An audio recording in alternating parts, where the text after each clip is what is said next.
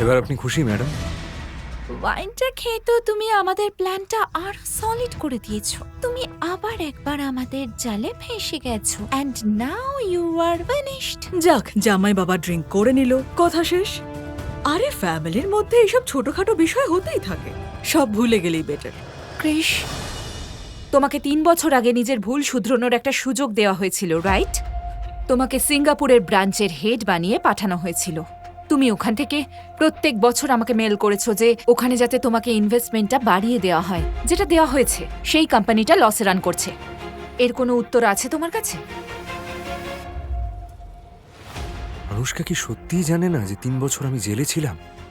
সিঙ্গাপুরে নয়, মানে প্রথমে আমায় জেলে পাঠালো, তারপরে এই সিঙ্গাপুরের বাহানা, এই সবটাই এদের প্ল্যানেরই অংশ। এর পিছনে তোর হাত নেই তো?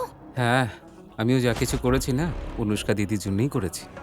আরে তুই নিজেই ভাব না, এতদিন ধরে ও ক্রিসের থেকে দূরে ছিল, কিন্তু ওর জন্য ভালোবাসা ওর এতটুকু কমেনি। কিন্তু এই ক্রিস, সত্যি বলছি, ও এটার যোগ্যই নয়। সেই জন্যই আমি দিদিকে মিথ্যে বলেছি। দিদিকে এই রহস্যটাও বলিনি যে ক্রিস সিঙ্গাপুরে নয়, আসলে জেলে ছিল, আর ওই সিঙ্গাপুরের কোম্পানিটাকে লসে রান করিয়েছি। কারণ আমি জানতাম যে এই অকর্মণ্য লোকটা যদি ওখানে থাকতোও না, কোম্পানির কিচ্ছু উদ্ধার করতে পারতো না। আর আমি চাই না যে কোনো অকর্মণ্য লোকে এসে আমাদের কোম্পানির 1% অংশ নিয়ে যাক। আইডিয়াটা তো ভালো। তাহলে এর মানে বেচারা ক্রিশ জামাই বাবু অকারণেই ফেসে গেল? আরে কিসের বেচারা? এ কোনো বেচারা লোক নাকি? আরে যদি এর সঙ্গে আরো বেশি কিছু হতো তাও কম পড়ে যেত। দেখ ভাই, আমি যা কিছু করেছি সেটা কিন্তু আমার পরিবারের জন্যই করেছি, আর এমনিতেও অনুষ্কা দিদির জন্য আমি যা খুশি তাই করতে পারি। আমিও অনেকগুলো প্রশ্নের উত্তর চাই অনুষ্কা। তুমি কি সত্যিই জানো না যে বিগত 3 বছর ধরে আমি সিঙ্গাপুরে নয়, জেলে ছিলাম? জেলে? আমরা তো স্বামী স্ত্রী, তাই না?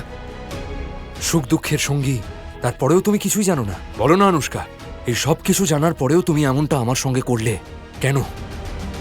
আমি ওখানে নিঃশ্বাস নেওয়ার জন্য তড়পাচ্ছিলাম, আর তুমি এখানে সিঙ্গাপুরের কোম্পানির লাভের হিসেব করছিলে। এটা বাদ দিয়ে আর কিচ্ছু নয়। তো তুমি জেলে ছিলে? আরে ফালতু কথা বন্ধ করে যাই বাবু। আরে আমরা তোমাকে তোমার ভুল শুধরানোর অনেক সুযোগ দিয়েছি, আর উল্টে তুমি আমাদের উপরেই দোষ দিচ্ছ।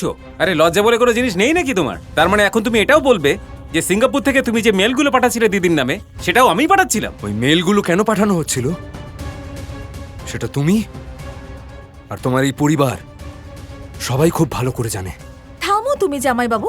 জেলে যাওয়ার কথাই বলো বা অভিযোগের লিস্টই বলো, তুমি কোম্পানি ট্যাকেল করতে না পারার অজুহাত খুঁজছো, এক্স্যাক্টলি। আর আমার দিদিকে ইমোশনালি ব্ল্যাকমেল করছো। সত্যি একটু লজ্জা নেই না তোমার? ছেড়ে দাও না অনন্যা। কি করে ছাড়বো আমি মম? তুমি দেখতে পাচ্ছ না জামাই বাবু অনুষ্কা দিদিকে কিভাবে ব্ল্যাকমেল করছে? এখন স্বামী স্ত্রী সম্পর্ক মনে পড়েছে ওর। ওর আমাদের বা অনুষ্কা দিদি কাউকে নেই, কোনো মাথা ব্যথা নেই। জামাই বাবা, তুমি প্লিজ অনন্যার কথায় কিছু মনে করো না। আসলে ও না ওর দিদিকে ভীষণ ভালোবাসে, আর তুমি তো জানোই যে এত বড় লস হয়েছে। তবে তোমার আচরণও কিন্তু ঠিক নয়। ভুল তো তুমিও করেছো, তাই সেই ভুলের জন্য তোমার ক্ষমা চাওয়া উচিত। ঠিকই বলছেন আপনি, সব ভুল তো আমারই। আমি ভেবেছিলাম আমার জীবনের সবচেয়ে বড় অ্যাচিভমেন্ট অনুষ্কাকে বিয়ে করা, কিন্তু এবার বুঝতে পেরেছি যে এটা একটা স্বপ্ন ছিল মাত্র। আর তার চেয়েও বড় ভুল এটাই হয়েছে যে সেই স্বপ্নটাকেই আমি সত্যি মনে করেছি। এটাই আমার ভুল ছিল। তুমি কি সারা জীবন ধরে এভাবে ভুলই করে যাবে? অনুষ্কা, এই 3 বছরে না আমি অনেক কিছু হারিয়েছি, তোমার ভালোবাসাও হারিয়েছি। তাহলে ভুল কোথায় করলাম? আমি তো এখন অনেক এগিয়ে গেছি অনুষ্কা। ঠিক আছে, আমি চেয়েছিলাম তুমি গ্রুপে আবার জয়েন করো। সিঙ্গাপুরে লস হওয়া সত্ত্বেও আমি তোমার পক্ষেই সিদ্ধান্ত নিচ্ছিলাম, কিন্তু মনে হচ্ছে তুমি এভাবেই জেদ ধরে থাকবে, আর তোমার এই জেদ সবকিছু নষ্ট করে দেবে। আর এই সবকিছুতে আমি তোমার পাশে থাকতে চাই না। তুমি তো আগেই আমার সঙ্গ ছেড়ে দিয়েছো অনুষ্কা। আমাদের ভালোবাসাও এখন আর নেই। আমাদের বিয়ে হয়েছিল তা তুমি ভুলে গেছো। তবে এটাই ভেবে খারাপ লাগছে যে আমার ভেতরে যে ডিভাইসটা আছে তার রিমোটটা তোমার কাছে।